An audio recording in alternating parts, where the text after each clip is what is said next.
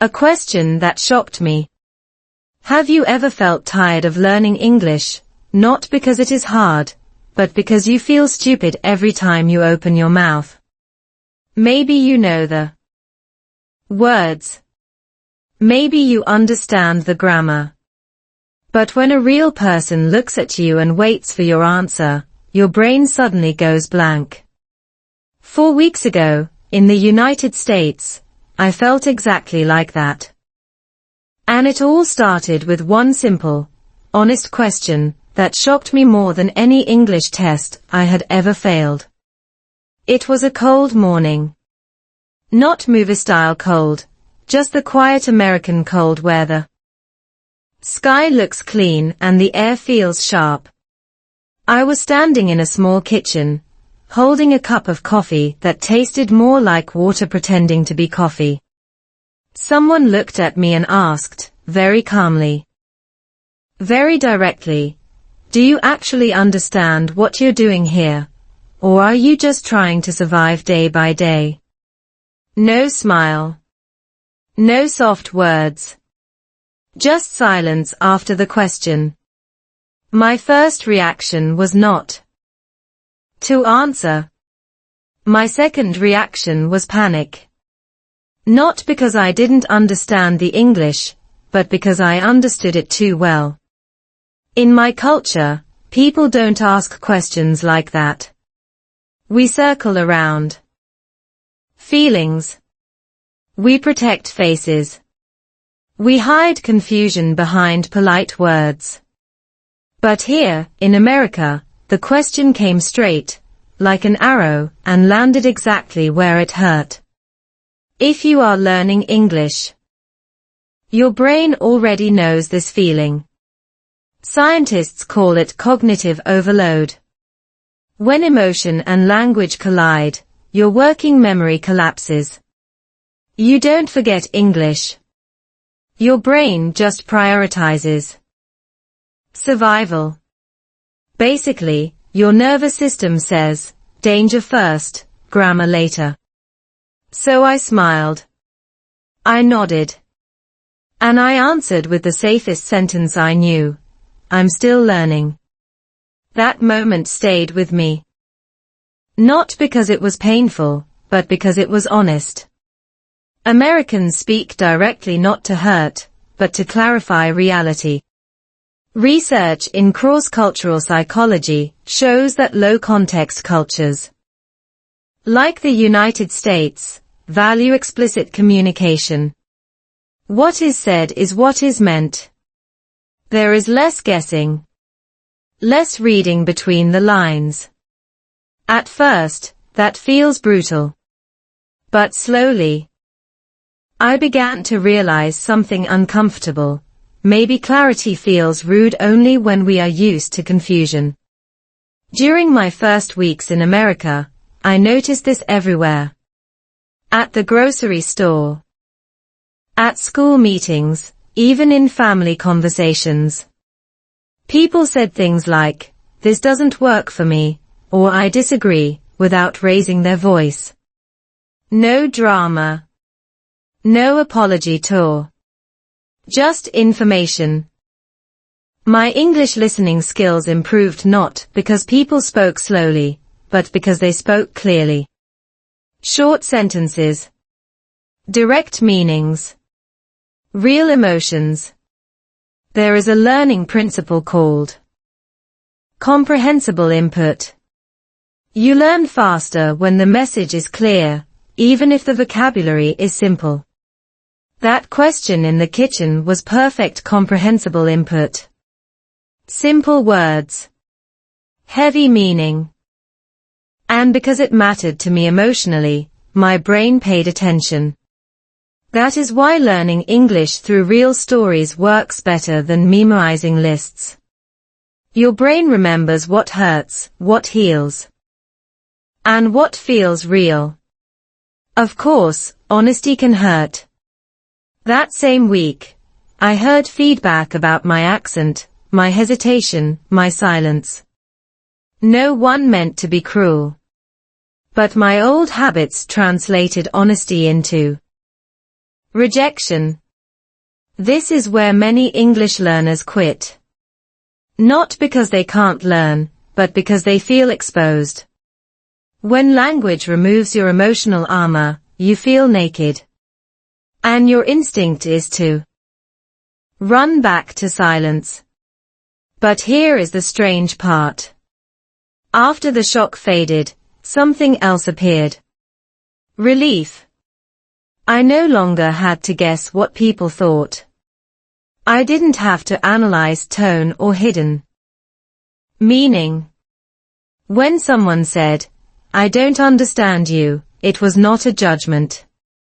It was a fact. And facts can be fixed. From a psychological perspective, direct communication reduces anxiety in the long term. Studies on uncertainty show that the human brain hates ambiguity more than bad news. Clear bad news feels safer than unclear good news. That explains why, after a few weeks, my listening improved. My speaking became braver. Not perfect. Just braver. That first question also changed how I practiced English. Instead of trying to sound smart, I tried to sound clear. Instead of hiding mistakes, I used them as signals. If someone didn't understand me, I repeated, slower. Different words. Same truth. This is how children learn language. They don't protect their ego. They protect the message. Looking back, that question didn't attack me. It invited me to choose. Stay in survival mode, or step into honesty. Learning English in America is not just about vocabulary. It is about accepting a different emotional rhythm.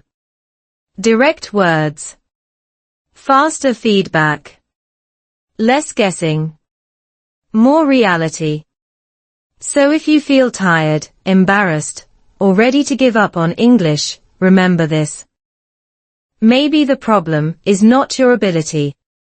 Maybe it is the shock of honesty. And once you stop running from it, honesty can become the sharpest tool you have. Like cold air. Painful at first. But very awake. My first weeks in America. Imagine waking up one morning and realizing the sky feels different. Not more beautiful. Not uglier. Just different. That was my first real thought during my first weeks in America. The air felt drier, the light felt sharper, and somehow even silence sounded louder. You might think climate is just weather, but your brain doesn't agree. Science shows that environment quietly shapes mood, behavior, and even how we use language. And for someone learning English, that matters more than textbooks ever warn you. During my first 4 weeks in the United States, I learned that culture shock doesn't arrive with fireworks. It arrives slowly, like jet lag that never fully leaves.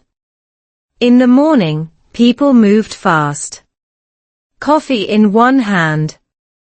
Phone in the other, conversations already half finished before they began. No long greetings. No warming up. Just, morning. You good? At first, my brain froze. Was that a real question or just noise? In my old habits, questions came with meaning. Here, sometimes they came with rhythm. Climate plays a role here. Many parts of the US have strong seasonal contrasts. Cold mornings push people indoors, into schedules, into efficiency. Psychologists link colder climates with task-oriented communication. People value clarity because time feels expensive. That explains why. Conversations felt shorter but heavier. Fewer words. More intent. And for an English learner, that can feel like being dropped into deep water without warning. In my first week, I kept translating. Everything in my head. Big mistake. Translation slows you down and increases anxiety. Neuroscience calls this processing delay. Your brain is juggling meaning, grammar, fear, and social rules all at once. No wonder you feel exhausted after a 5-minute conversation.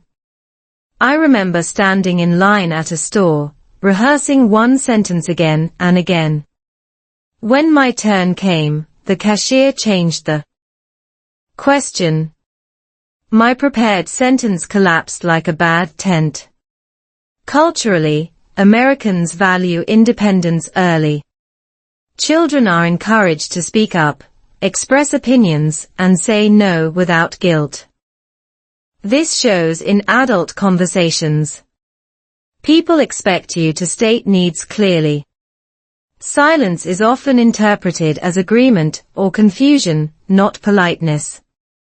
That difference almost broke my confidence.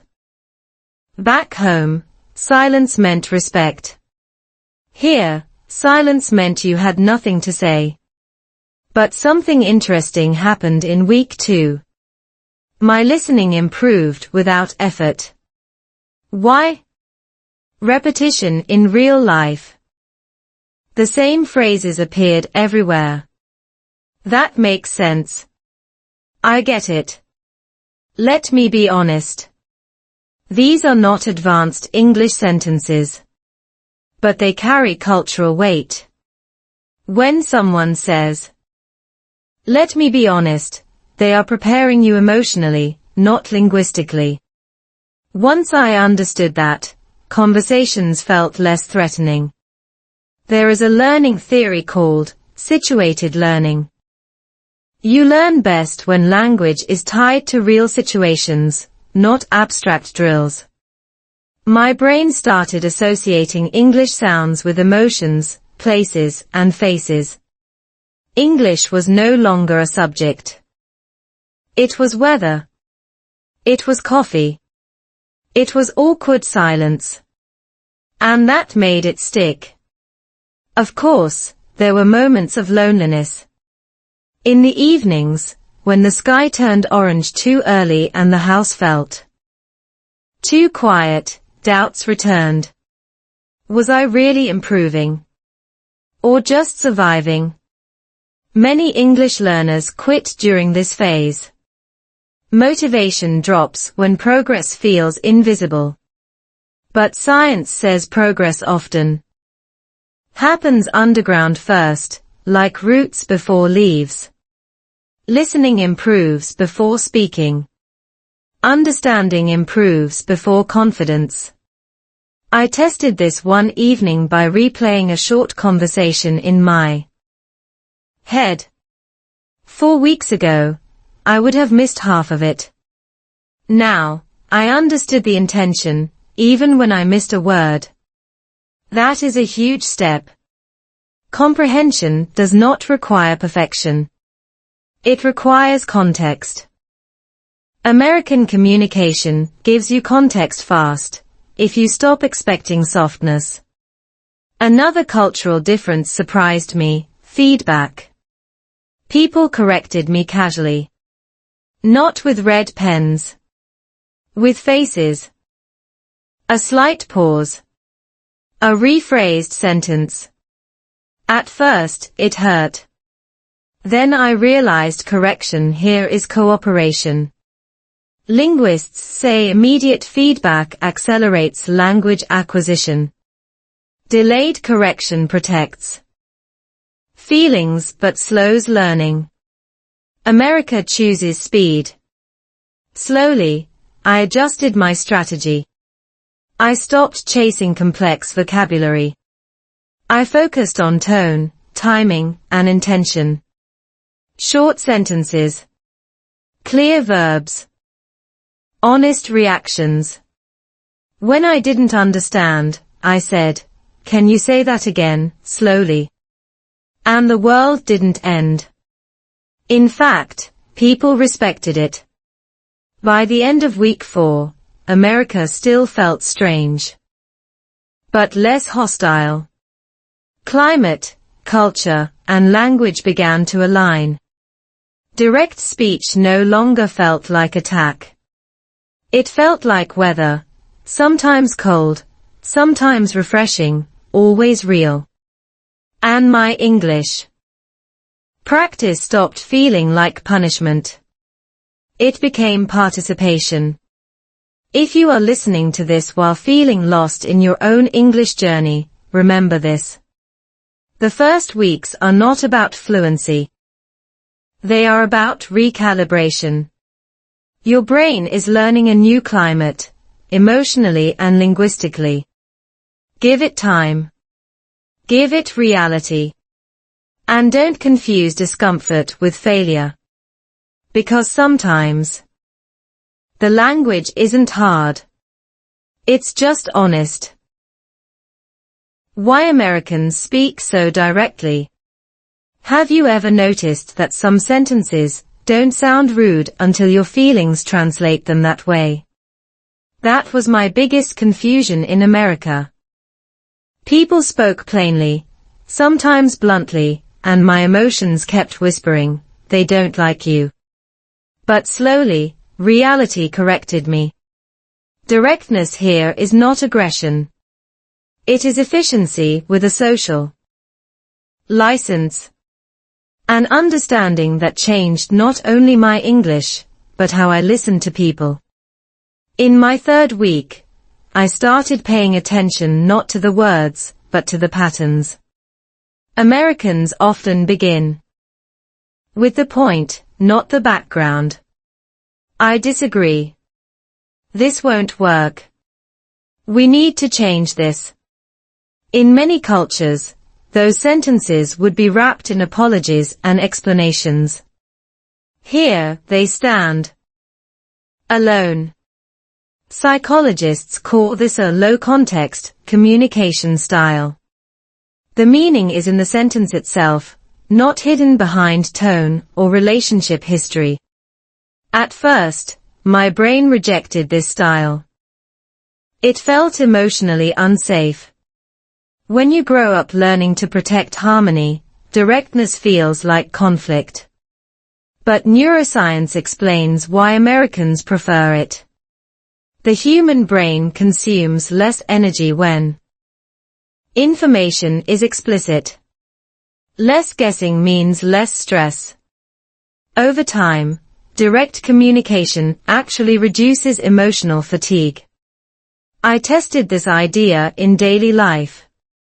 One afternoon, someone said to me, "You're being too quiet. What do you think?" My old instinct was shame. Silence meant I had failed socially. But instead of apologizing, I tried something new. I answered honestly, slowly. In simple English, "I'm still thinking. I'll share in a minute." The response was immediate acceptance. No judgment. Just space. That was a turning point. Directness also connects to American values around individuality. From a young age, people are taught that opinions matter. Even disagreement is seen as participation, not rebellion. That's why phrases like, "I don't agree," appear so often. Linguistically, these sentences use simple present tense, active voice, and clear subjects. For English learners, this is a gift. You don't need fancy grammar to be understood. You need clarity. Research in second language acquisition shows that learners progress faster when they feel permission to speak imperfectly. Direct cultures often provide that permission unintentionally. When people expect clarity over elegance, mistakes become less embarrassing. My speaking improved not because I learned more words, but because I stopped decorating my sentences with fear. Another reason Americans speak directly is time perception. Time here feels scheduled, segmented, and valuable. Conversations aim to reach conclusions quickly. This doesn't mean people don't care.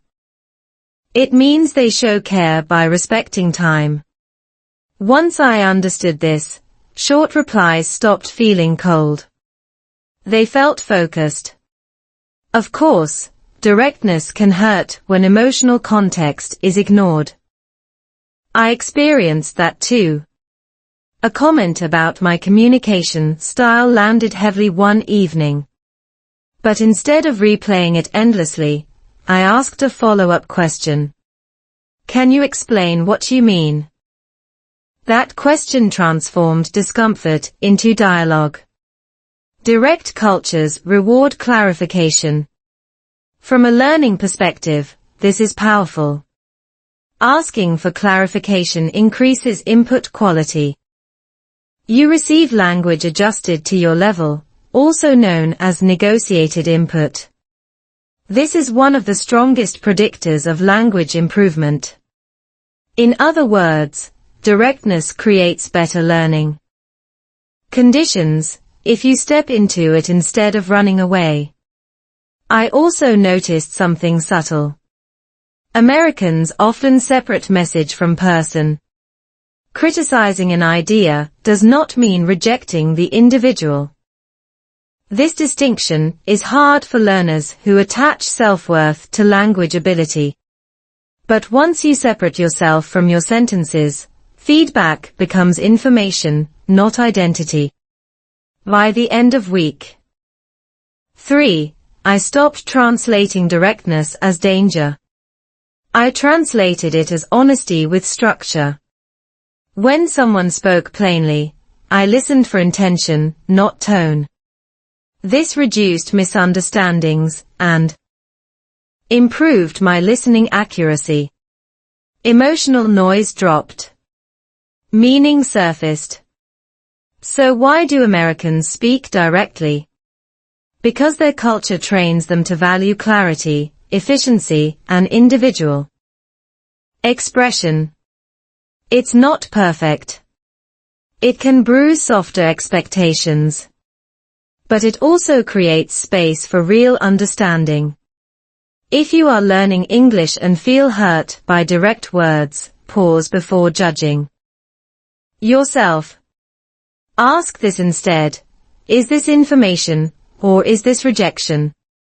Most of the time, it's just information. And information is something you can use.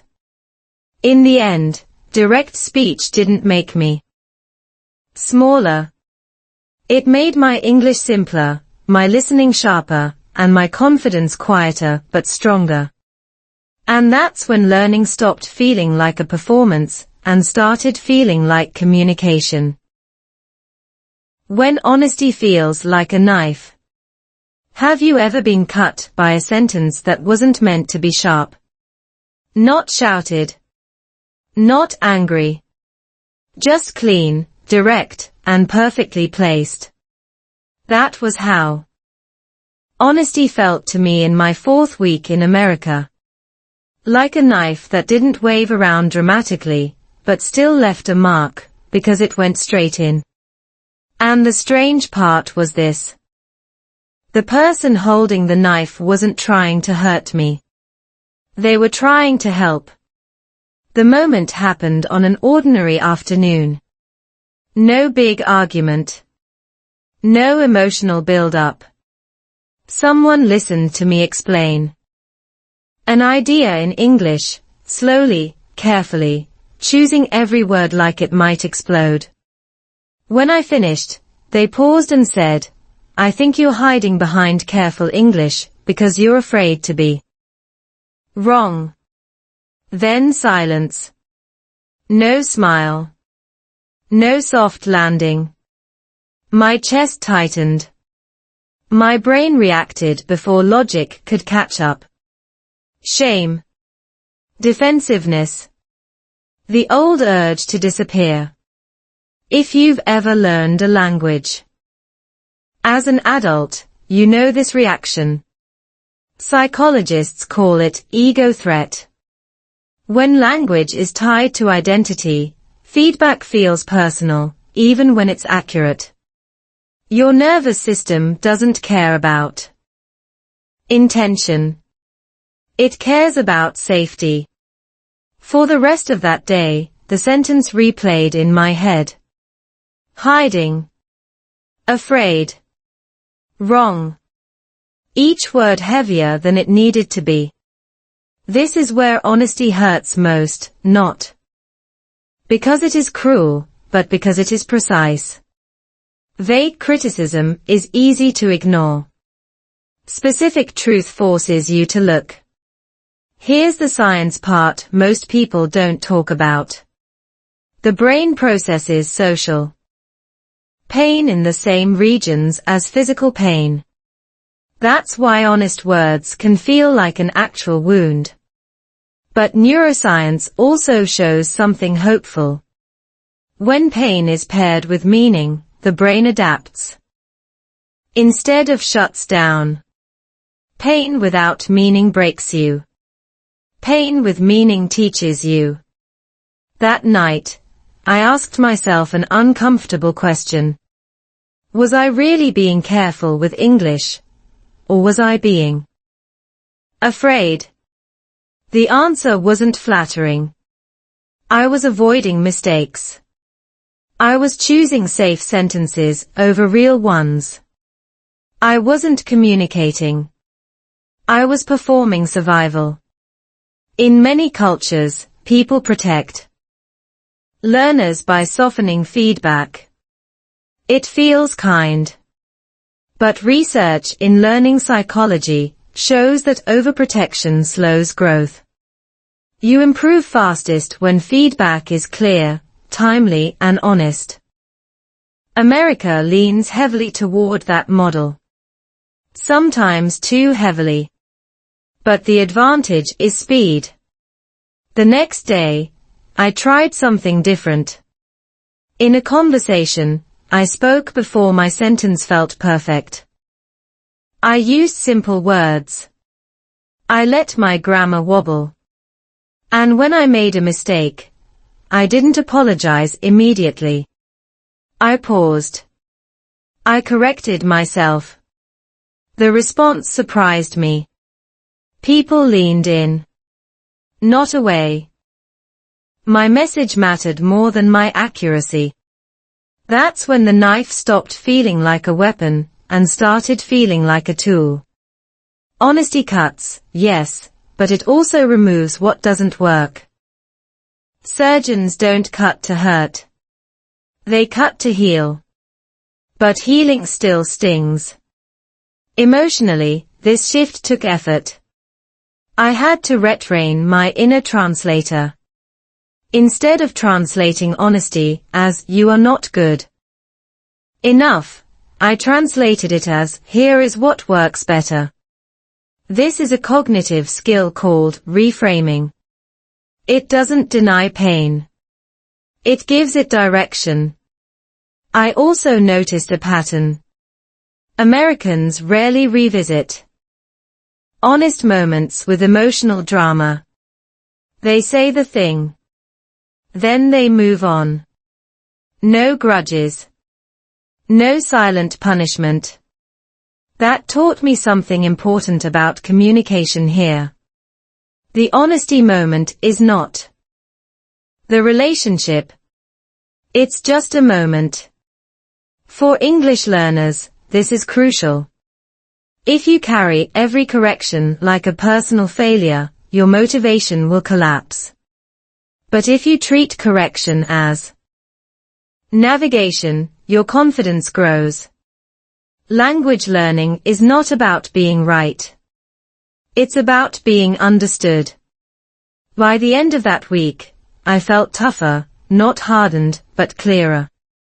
Honest feedback no longer echoed for days.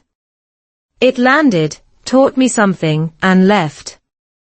My listening improved too. I stopped scanning for hidden insults and started listening for useful signals. So yes, honesty can hurt. Especially when it removes illusions you were using as protection. But illusions don't help you communicate. Truth does. Even sharp truth. If you're listening to this and remembering a moment when English made you feel small, pause here. Ask yourself this: did the honesty attack your worth, or did it challenge your habits? Most of the time, it's the second one. In the end, the knife didn't break me. It cut away fear. And what remained was simpler English, steadier listening, and a quieter confidence that didn't need protection. Love across cultures. Have you ever argued with someone you love and realized the fight wasn't about the topic at all, but about how you spoke? That realization hit me quietly. Not during a dramatic moment, but in the middle of an ordinary conversation about nothing important. Or at least, it looked unimportant on the surface. Love across cultures doesn't explode. It leaks. And language is usually where the leak begins. In America, during my 4th week, I learned that love and honesty are closely connected. Much more than I expected. In my emotional habits, love meant protecting feelings, choosing gentle words, delaying difficult truths. Here, love often meant saying the difficult thing early, clearly, and without ceremony. At first, that felt cold. But slowly, it started to feel strangely respectful. One evening, a small misunderstanding turned into silence. Not angry silence. Thoughtful silence.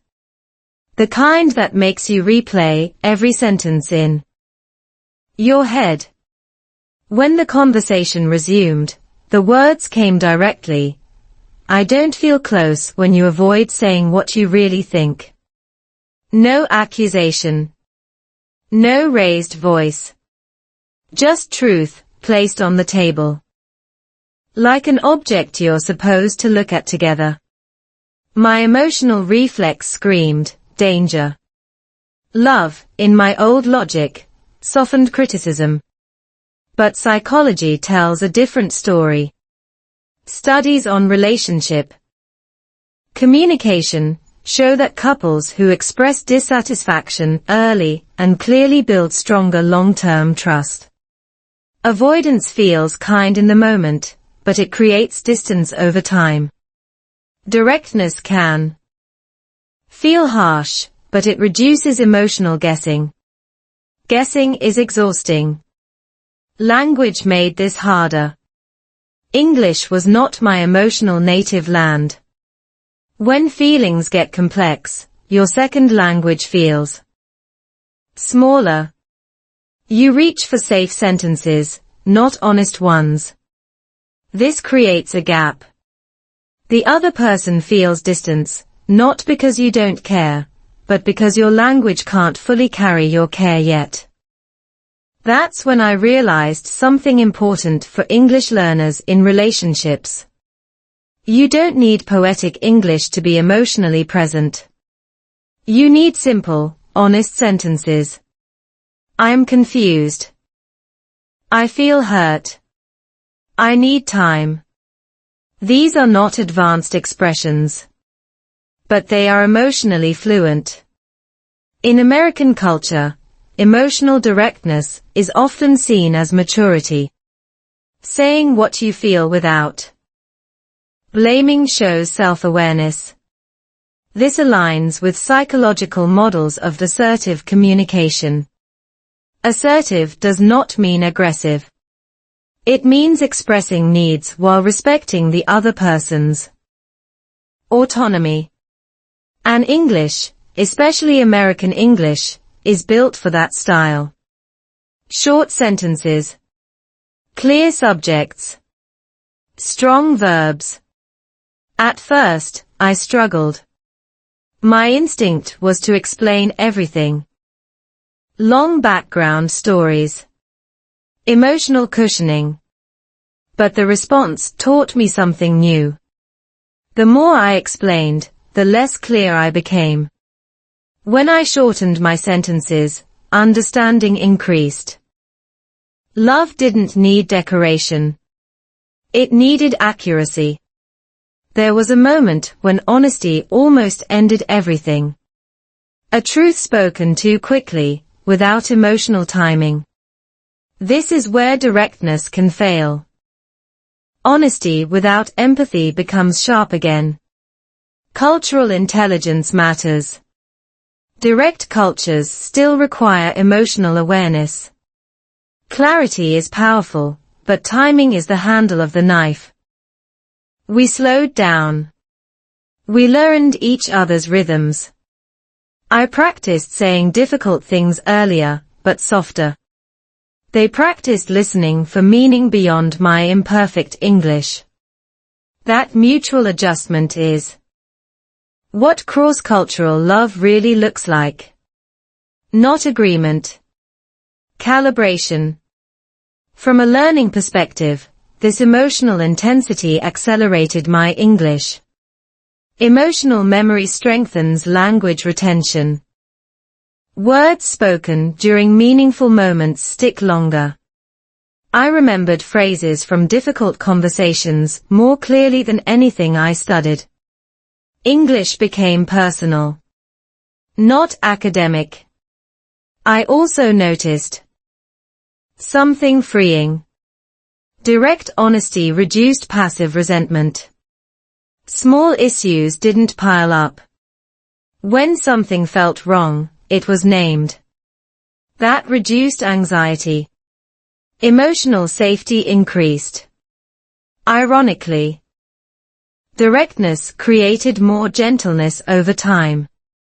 If you are learning English and navigating love, understand this. Your emotional fluency will lag behind your intellectual fluency. That's normal. Don't wait until your English feels perfect to speak honestly. Perfection delays connection. By the end of that month, love felt less dramatic and more grounded. Fewer emotional puzzles. More shared reality. Language didn't build walls anymore. It built bridges, even if the boards were uneven. Love across cultures taught me that honesty doesn't kill romance. It removes illusions. And what remains might be quieter, but it's real. And real love, like real language, doesn't need to be beautiful to be true. Marriage and daily truths.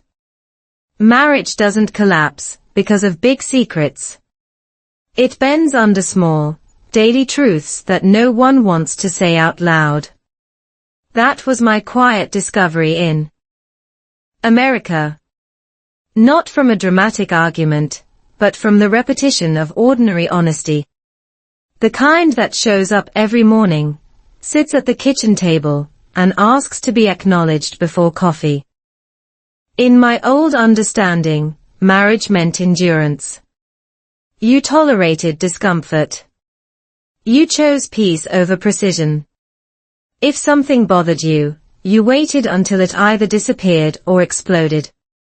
In America, I noticed something different. Married couples talked about small problems early. Not emotionally. Practically. This routine isn't working. I feel overwhelmed. We need to change this. No ceremony.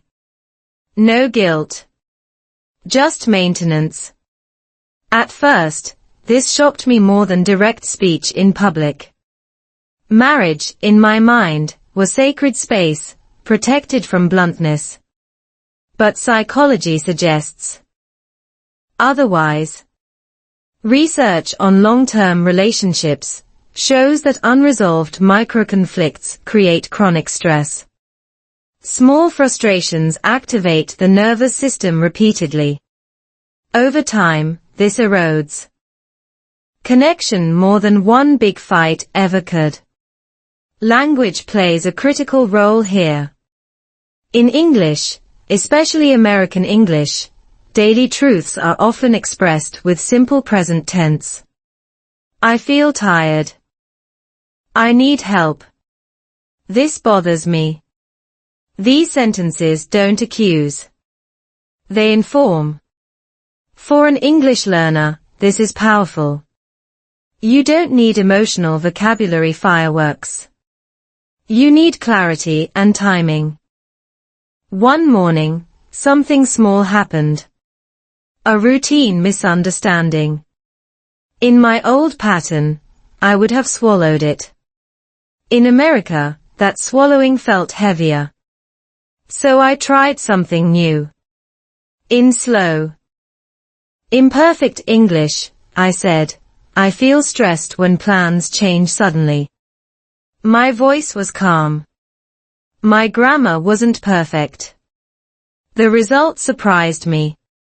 The truth landed softly. Not because it was gentle, but because it was early. This is something many learners miss. Honesty hurts more when it's delayed. Delayed truth accumulates emotion. Early truth travels light. Neuroscience supports this. Emotional intensity increases with rumination. Say it sooner, and the brain processes it as information. Say it later, and it processes it as threat. Marriage also forced me to confront my English avoidance habits. In emotional moments, I still wanted to hide behind silence. Silence feels safe, but it creates ambiguity. And ambiguity is dangerous in close relationships. Americans often interpret silence as disengagement, not respect. That mismatch created tension until I learned to name my silence. I need time to think. One sentence. Huge difference. There is a concept in communication psychology called metacommunication. Talking about how you communicate. Marriage in America uses this often. When you say this, I feel that. It sounds simple, but it requires emotional literacy. For English learners, this is challenging but transformative. You learn language that describes process, not just content. Daily truths also showed up in practical areas. Money, time, responsibilities. In my culture, these topics were often emotional landmines. Here, they were agendas. Discussed openly. Reviewed regularly. Adjusted. Language removed drama from logistics. Clear words prevented emotional build-up. I noticed something else. Direct honesty in marriage reduced mind-reading. No guessing games. No testing love through silence. Love was measured through presence and follow-through, not emotional performance. This reduced anxiety. And when anxiety drops, language improves. My English flowed better when I wasn't emotionally guarded.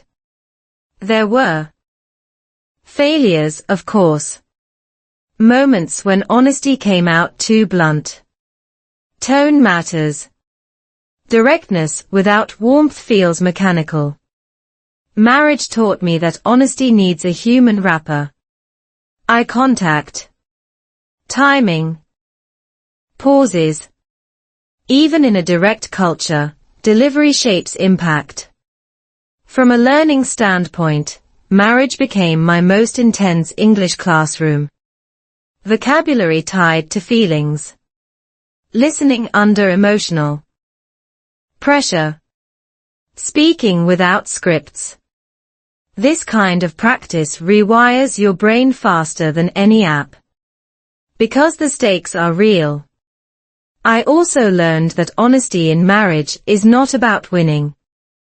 It's about alignment. You don't speak to prove correctness. You speak to adjust direction. That mindset reduced defensiveness on both sides.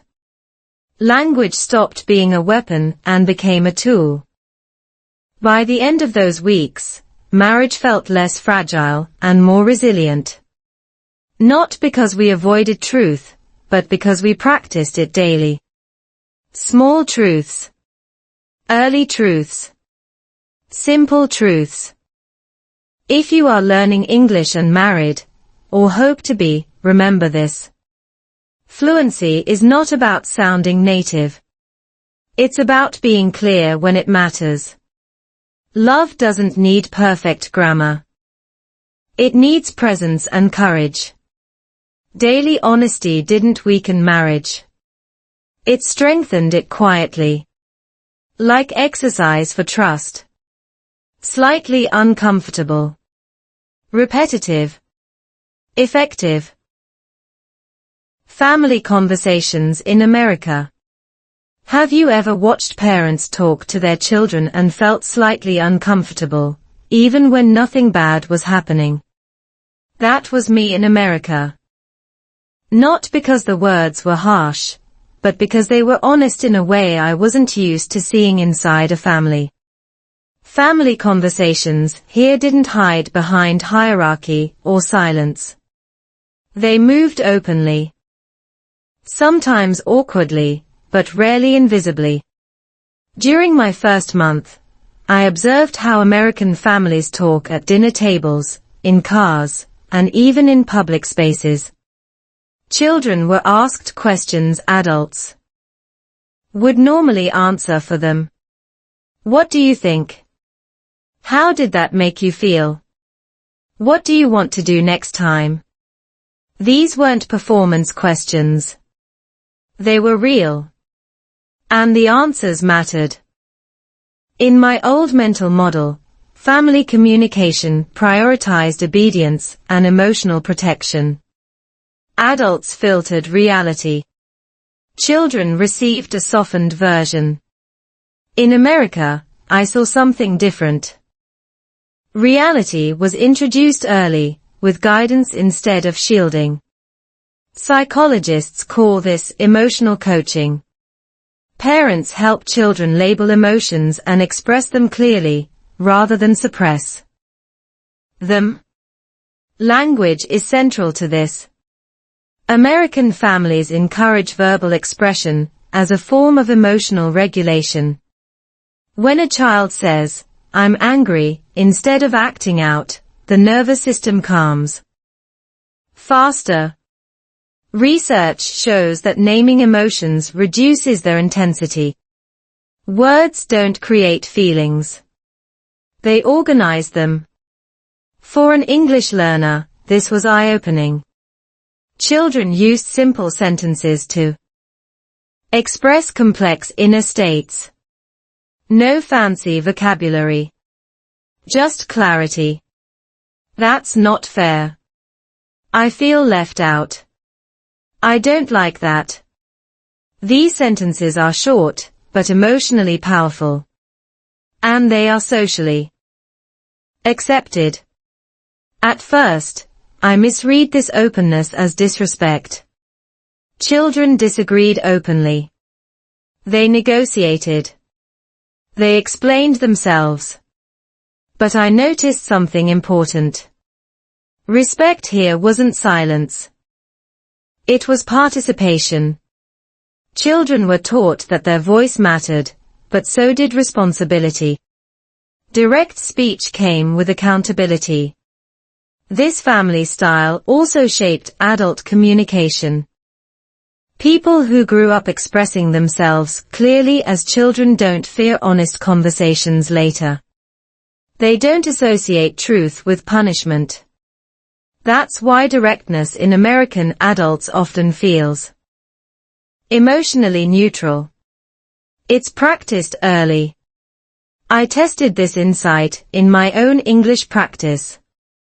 Instead of hiding confusion, I named it. I don't understand. Instead of masking feelings, I labeled them. I feel overwhelmed.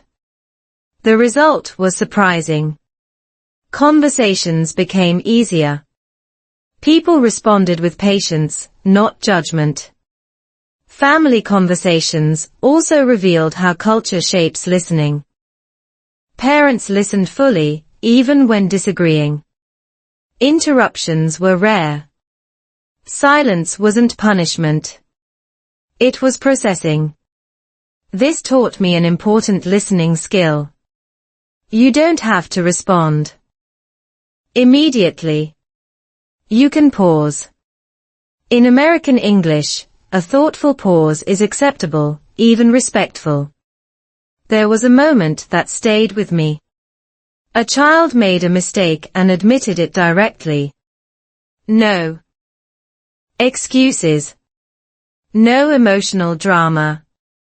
The response was calm correction, not shame. This reinforced a key cultural value: mistakes are events, not identities. For language learners, this is liberating. Your English mistake is something you did, not who you are. From a neuroscience perspective, this approach reduces fear-based learning. When mistakes are safe, the brain remains open. Learning accelerates. That's why children immersed in direct, but supportive communication acquire language so efficiently. Adults can too, if the emotional environment allows it. I also noticed how family conversations handled boundaries. Children were told no, clearly and calmly. No emotional manipulation. No long explanations. Just clarity. No, that's not safe. Clear boundaries reduced confusion. In language learning, boundaries matter too. Knowing what works and what doesn't saves mental energy. Culturally, American families prioritize psychological independence. Children are prepared to articulate needs and opinions early. This prepares them for a society that values self-advocacy. For immigrants and learners, understanding this helps decode adult behavior. When someone speaks directly, they're not rejecting connection. They're practicing autonomy. As my weeks passed, family conversations stopped feeling uncomfortable. They started feeling efficient and honest. Emotionally exposed, yes. But also emotionally safe. Because nothing was hidden long enough to rot.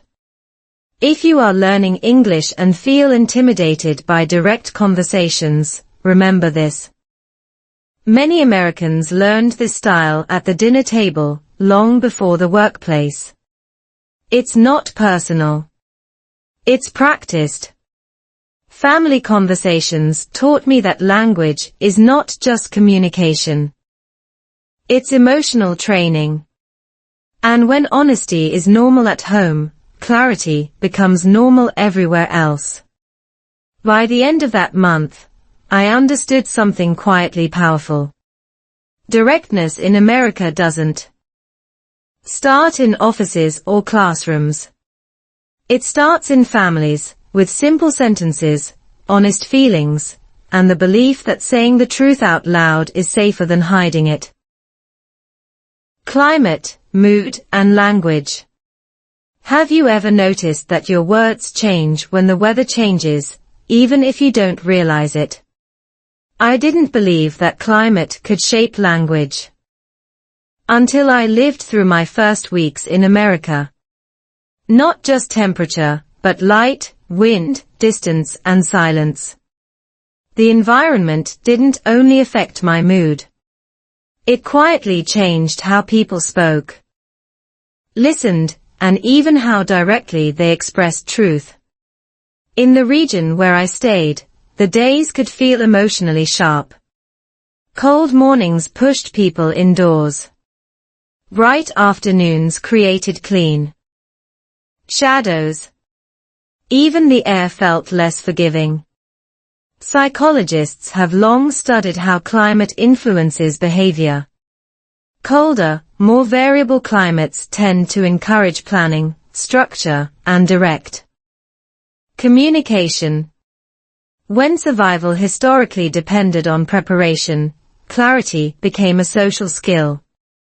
I felt this in daily conversations. People spoke with purpose. Words were tools, not decorations. In warmer cultures, language often stretches, softens, and circles. In colder environments, language cuts straighter. Not because people lack warmth, but because conditions reward efficiency. Understanding this stopped me from personalizing bluntness. Mood is deeply tied to sunlight. Seasonal affective disorder is real, but even mild light changes affect serotonin levels. Lower serotonin can increase irritability, but it can also reduce tolerance for ambiguity. This may explain why Americans often prefer clear answers over emotional nuance. Clear language stabilizes mood when the environment feels unstable. For an English learner, this matters. If you expect emotional cushioning in a climate that values precision, you'll feel rejected. But if you listen for intention instead of tone, communication becomes easier. I learned to ask myself, what is the function of this sentence, instead of how does this sentence feel? Climate also shaped social rhythm. People planned conversations. Meetings had agendas. Small talk was shorter but purposeful. Weather affects time perception. In regions with strong seasons, time feels segmented. This encourages direct exchanges. Language follows lifestyle. One evening, after a particularly cold day, I noticed my own speech changing. I spoke less, but more clearly. Fewer filler words. Shorter sentences. My English felt sharper. Not better. Just more focused. This wasn't effort. It was adaptation. The brain mirrors its environment. Linguists call this environmental priming. Surroundings influence cognitive processing. In colder climates, analytical thinking increases. Analytical thinking favors explicit language. This explains why even emotional topics were discussed plainly. Feelings were named, not hinted at. This realization helped my listening practice. Instead of waiting for emotional cues, I listened for structure. Subject. Verb. Intention. This reduced cognitive load. My brain stopped chasing hidden meanings that weren't there. Climate also affected family routines. People went indoors earlier. Conversations happened in contained spaces. This increased verbal interaction. When physical movement is limited, language carries more weight. Words replace gestures. Precision matters. There was also regional variation. In some areas, warmth softened speech. In others, cold sharpened it. America is not one climate or one communication style. But the overall trend leaned toward clarity.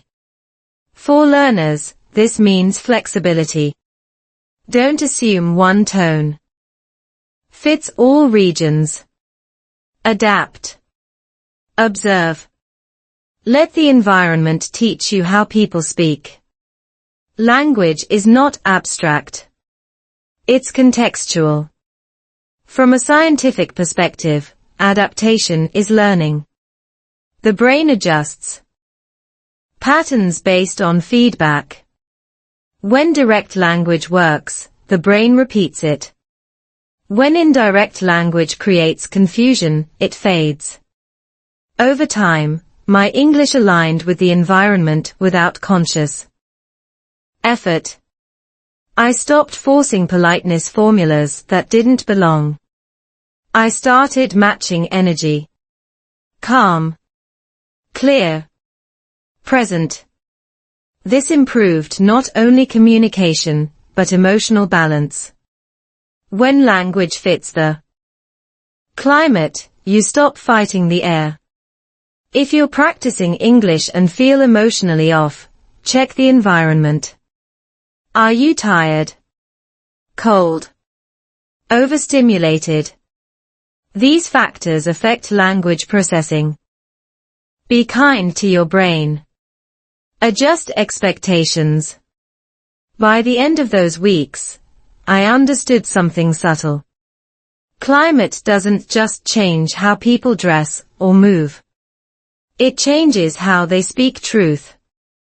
And when you accept that, language stops feeling hostile and starts feeling logical. So when honesty in America feels sharp, remember the weather. Not as an excuse, but as context. Words like people adapt to survive. And learning English means adapting with them, one clear sentence at a time. Learning English through real pain. Have you ever noticed that English lessons fade from memory, but one painful conversation stays with you for years? That's not weakness. That's biology. I didn't truly start learning English in America until it hurt a little. Not dramatic pain. Just the quiet sting of misunderstanding, embarrassment, and the fear of being seen clearly. In a language that wasn't ready to protect me.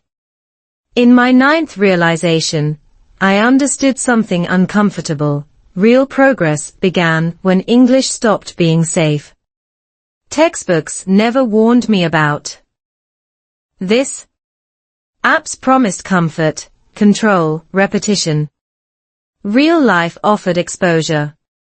And exposure changes the brain faster than comfort ever will. There was a moment when I misunderstood something important. Not small talk. Something emotional. The result wasn't anger, but disappointment. The kind that doesn't shout. The kind that just sits there. My instinct was to retreat into silence. To mentally translate excuses I would never say. But silence made things worse. The gap widened. That's when I realized pain was not the enemy. Avoidance was. Neuroscience explains this clearly. Emotional arousal strengthens memory encoding. When your heart rate increases slightly and attention narrows, the brain flags the moment as important. That's why you remember arguments better than grammar drills. Pain creates relevance. Relevance creates retention. I replayed that conversation later, sentence by sentence. Not to punish myself, but to understand. I noticed where my English collapsed. Where fear shortened my sentences. Where politeness replaced clarity. This reflection was painful, but it was also precise. I learned more English in that hour than in weeks of passive listening. There is a term in psychology called desirable difficulty. Learning improves when tasks are challenging enough to demand effort, but not so hard they cause shutdown. Emotional conversations in a second language sit right at that edge. They stretch you. And if you don't run, they teach you. I stopped asking, did I sound fluent, and started asking, was I understood? That shift changed everything. Fluency is ego-driven. Understanding is connection-driven. When connection becomes the goal, pain becomes feedback, not failure. Americans, I noticed, don't avoid emotionally uncomfortable conversations. They lean into them early. This creates more moments of discomfort, but fewer long-term misunderstandings. From a language learning perspective, this is intense training.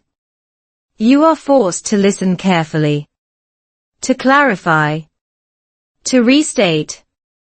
These are the exact skills textbooks isolate artificially. I began practicing English differently.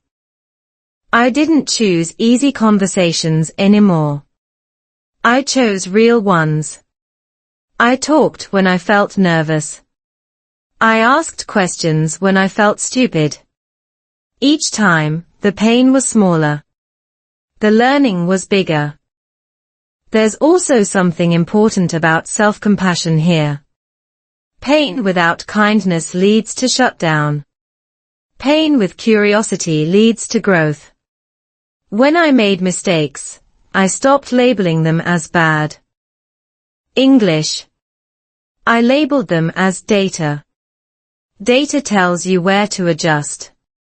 One night, after a difficult exchange, I wrote down the sentences I wished I had said. Then I simplified them. Shorter. Clearer. More honest. This became my practice routine. Not vocabulary lists. Emotional scripts. Real English. Research in adult language acquisition shows that emotional engagement accelerates speaking. Confidence. When language is tied to personal meaning, neural pathways strengthen faster. That's why learning through stories works. Especially your own story. Pain also sharpened my listening. I stopped listening for words and started listening for intention. I noticed tone, pauses, pacing. Even when I missed vocabulary, I caught meaning. That reduced panic. Panic blocks comprehension. Calm invites it back. There was a strange reward in all this. Confidence that didn't depend on perfection. I knew I could survive difficult conversations in English. That knowledge removed fear. And when fear leaves, fluency quietly improves. If you're learning English and avoiding situations that make you uncomfortable, ask yourself this gently: what might you learn there that comfort cannot teach? You don't need to chase pain. But don't run from it either. By the end of that month, English no longer felt like a performance stage. It felt like a living tool. Sometimes heavy. Sometimes sharp. But useful. And mine. Real pain taught me real English. Not because pain is good, but because it is honest. And honesty, once you stop fighting it, becomes the fastest teacher you'll ever meet. Can honesty actually heal? Have you ever noticed that the same truth that hurts you one day can calm you the next?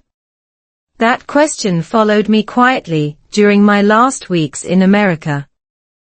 After experiencing honesty as shock, as pain, as pressure, I began to wonder something deeper. If honesty can cut, can it also heal? Or do we just get used to the pain and call that growth? The answer didn't come as a dramatic realization. It arrived slowly, through repeated moments where truth didn't explode anything. It settled things. Conversations ended cleaner. Misunderstandings didn't linger. Emotional air felt clearer. And I realized healing doesn't feel exciting. It feels boring, stable, and slightly unfamiliar. One evening, a difficult topic came up again. The kind that usually triggers defensiveness. This time, the honesty was immediate. "This still bothers me," was said calmly. No accusation. No emotional loading. Just a fact placed on the table. My body waited for impact. It didn't come. Instead, something unexpected happened. Relief. From a psychological point of view, this makes sense. The brain relaxes when uncertainty ends. Studies show that unresolved emotional ambiguity keeps the stress response active. Clear truth, even uncomfortable truth, allows the nervous system to stand down. Healing begins when the brain no longer has to guess. This was the first time honesty felt like medicine instead of a blade. Not because it was gentler, but because it was timely and mutual. Healing honesty requires consent. Both sides need to value clarity more than comfort. In American culture, that value is learned early. I started noticing how often honesty prevented emotional infection. Small irritations were named before they turned into resentment. Expectations were spoken before disappointment hardened. This didn't eliminate conflict. It shortened its lifespan. Conflict stopped camping in the relationship. For English learners, this has huge implications. When you delay truth, because your English isn't perfect, emotions grow in the dark. By the time you speak, the emotional weight is heavier than your language can carry. Speaking earlier, even imperfectly, reduces emotional load. There is a communication principle called repair. Healthy relationships don't avoid breakdowns. They repair them quickly. Honest language speeds repair. Apologies are specific. Clarifications are direct. No guessing games. This creates trust. I practiced this deliberately. When I misunderstood something, I said so immediately. When something hurt, I named it without dramatizing. I felt confused. That landed harder than I expected. Simple sentences. Powerful effect. The result was less tension. Not more. Healing honesty also changed how I listened.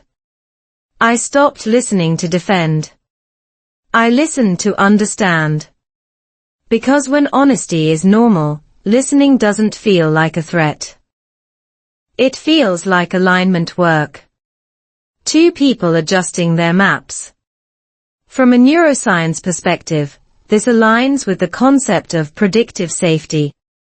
When the brain can predict outcomes, anxiety decreases. Direct communication increases predictability. Over time, this rewires emotional responses. You stop bracing. You start trusting. Of course, honesty doesn't heal automatically. Timing matters. Tone matters. Intention matters. Honesty used to control or dominate still wounds. Healing honesty carries responsibility. It aims to clarify, not to win. In American relationships, I noticed an unspoken rule. Say the thing, then stay present. Don't throw truth and walk away. Stay. That presence is what turns honesty into healing. As my English improved, I realized something humbling.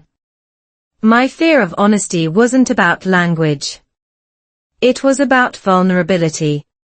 English just removed my hiding places. Once I accepted that, honesty stopped feeling like exposure and started feeling like alignment. Healing also showed up physically. Less tension in my body. Better sleep. Fewer mental replays. Emotional clarity frees cognitive resources. When your mind isn't looping on unsaid things, learning becomes easier. My English listening sharpened. My speaking felt lighter. If you're listening to this and wondering whether honesty is worth the risk, consider this. Avoided truth doesn't disappear. It waits. And waiting increases its cost. Honesty paid early is cheaper than silence paid later. By the end of that month, I no longer asked whether honesty could heal. I experienced it. Not as comfort, but as stability. Not as warmth, but as clarity. Healing didn't mean everything felt good. It meant things felt real. And real, I learned, is where growth happens. In language. In love. In life. What I'd tell my old self. If I could sit across from my old self, the one still afraid to speak, still translating every sentence in their head, still mistaking silence for safety, I wouldn't give advice. Advice feels too clean. I would tell a story. Because stories bypass pride and land where learning actually happens. I would start like this. You think English is the problem. It's not. That younger version of me believed fluency would solve fear. That once the grammar was perfect, confidence would arrive automatically. Psychology says the opposite. Confidence is not the reward of fluency. Fluency is the side effect of repeated courage. Back then, I waited to speak until my sentences felt complete. I believed mistakes would damage how people saw me. But social cognition research shows that people judge warmth and clarity more than accuracy. Being understood imperfectly builds more trust than being silent perfectly. I would tell my old self that Americans aren't judging your soul when they correct your English. They are adjusting the signal. Correction here is calibration, not condemnation. Once you stop personalizing feedback, your nervous system relaxes. And relaxed brains learn faster. I would also say this. Stop translating your emotions. Feel them in English, even if the words are small. You don't need poetry to be honest. I'm tired. I'm confused. I need help. These sentences carry more emotional truth than 10 polished paragraphs you never say. There's a concept in psychology called emotional granularity. The more precisely you can name what you feel, the better you regulate it. English, with its directness, actually helps this. But only if you use it. Avoidance keeps emotions blurry. Speech sharpens them. I would warn my old self about perfectionism. It disguises itself as discipline, but it's fear in a clean outfit. Waiting to be perfect delays exposure. Exposure is where learning accelerates. Language is not absorbed in isolation. It's absorbed in interaction. I would also explain that American directness is not a personality flaw. It's a system. A system designed to reduce ambiguity. Once you understand the system, you stop feeling attacked. You stop bracing. And when you stop bracing, your listening improves. Another thing I'd say, gently, stop expecting English to feel like home. It won't. Not at first. It will feel like weather you didn't pack for. Cold. Bright. Unforgiving. But climates don't hate you. They train you. And if you dress differently, linguistically, you survive and adapt. I would tell my old self that love, marriage, and family in a new language will expose every weak spot. And that's okay. Exposure doesn't destroy relationships. Silence does. Speak early. Speak simply. Speak honestly. Even broken English can carry intact truth. I'd also talk about time. Progress feels invisible day to day. But the brain is changing quietly. Neural pathways strengthen with repetition, not drama. One day, you'll understand a sentence without effort. That's not magic. That's accumulation. I would confess something important. The moments that hurt taught me the most. The misunderstood comment. The awkward silence. The honest feedback. These moments felt like failure, but they were data points. Learning signals. Without them, improvement would have stalled. There's a myth that confidence comes from success. In reality, confidence comes from survival. Once you survive a few difficult conversations in English, fear loses authority. You stop asking, "What if I fail?" and start thinking, "I'll handle it." I would tell my old self to stop rehearsing and start responding. Real conversations don't follow scripts. They follow presence. Presence beats preparation every time. And finally, I would say this: English is not stealing your identity. It's stretching it. You don't become less yourself in another language. You become more flexible, more aware, more honest, sometimes against your will. If my old self listened, they might still be scared. That's fine. Courage doesn't remove fear. It moves with it. And English, learned through real life, rewards movement. Looking back now, I wouldn't change the discomfort. It shaped clarity. And clarity shaped confidence. Not loudly. Quietly. Like learning to stand in unfamiliar weather without flinching. A softer ending than expected. Have you ever reached the end of a hard road and felt surprised, not because everything was perfect, but because it was quieter than you imagined? That's how my story in America settled. Not with applause. Not with dramatic closure. But with a soft understanding that arrived slowly and stayed. By the end of my 4th week, honesty no longer felt like an event. It became background noise, in a good way. Conversations didn't spike my heart rate anymore. Direct questions didn't feel like attacks. They felt like doors. Some led to uncomfortable rooms. Some led to relief. But none of them were traps. I noticed this change one morning without planning to. Someone asked me a direct question again. The kind that used to freeze my chest. This time, my body didn't tighten.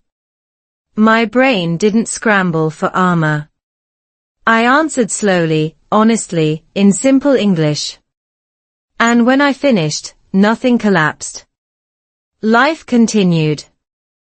That's when I realized healing had already happened. Psychologically, this makes sense. The brain adapts to repeated exposure. What once triggered threat responses now felt familiar. Familiarity breeds calm, not contempt. Honesty, repeated without catastrophe, retrained my nervous system. The fear wasn't logical anymore. It had lost evidence. This softer ending also showed me something about learning English. Progress isn't loud. It doesn't announce itself. One day, you just notice you're not scared of things that used to terrify you. That's growth. Quiet. Undeniable. My English wasn't suddenly fluent. My accent didn't disappear. My grammar still slipped when emotions rose. But something deeper had changed. I trusted myself to communicate anyway. Trust is the real milestone. Not vocabulary size. Not speed. Trust that you can survive misunderstanding and repair it. In love, this trust softened everything. Conversations became less guarded. Fewer emotional landmines. More shared reality. Marriage didn't become easier, but it became clearer. And clarity reduced unnecessary pain. That's what honesty healed, not conflict, but confusion. Family life felt more stable too. Direct conversations stopped feeling risky. Boundaries felt clearer. Expectations were spoken, not guessed. This reduced emotional noise. And when emotional noise drops, connection deepens. Even climate felt less hostile. Cold mornings were just cold, not symbolic. Silence wasn't rejection. It was space. My brain stopped narrating danger where there was none. This freed energy. Energy returned to listening, speaking, being present. From a learning science perspective, this is consolidation. The phase where skills stabilize. Where effort decreases and competence becomes accessible. It's not exciting, but it's durable. English moved from active struggle to passive availability. I also noticed a shift in how I viewed Americans. Their directness no longer felt harsh. It felt honest with boundaries. I saw the care beneath the clarity. The respect hidden inside efficiency. Once you stop expecting softness everywhere, you start noticing kindness. In structure. The ending of this story wasn't dramatic, because life rarely is. But it was happy in a realistic way. No illusions. No constant comfort. Just the ability to face truth without collapsing. That's a good ending. If you're listening to this while feeling behind, tired, or ready to quit English, remember this. The goal is not to feel confident all the time. The goal is to feel capable when confidence disappears. That capability grows quietly. Honesty didn't turn me into someone else. It stripped away unnecessary defenses. And what remained was simpler English. Steadier emotions and relationships that felt real, not rehearsed. So, why do Americans speak directly? Because clarity reduces long-term pain. Can honesty hurt? Yes. Briefly. Can it heal? Absolutely. If you stay with it long enough. This story didn't end with perfection. It ended with peace. And peace, I learned, is often the most honest outcome of all. And maybe the real question is not why Americans speak directly, but why honesty scares us until it finally frees us. If you've made it to this moment, you're no longer just learning English. You're learning how to stay present in uncomfortable conversations, how to listen without panic, and how to speak even when your voice shakes. This story wasn't about perfect grammar. It was about real life, real love, real misunderstandings, and how slow, honest English can quietly change the way you think, feel, and connect. So before you close this video, ask yourself one thing. What conversation have you been avoiding because English didn't feel good enough? If this story felt like it was speaking for you, if you're tired of fake motivation and want real English through real stories, then this channel is for you. Subscribe now, because the next story goes deeper. Like this video, it tells YouTube this kind of content matters. Comment one honest sentence in English, even a simple one. Practice starts here. Every week, we explore slow, clear English through life in America, culture shock, love, marriage, family, and the moments where language stops being a subject and becomes who you are becoming. This is not a channel for rushing. It's a channel for staying. And if you stay, your English will grow, quietly, naturally, and for real. See you in the next story.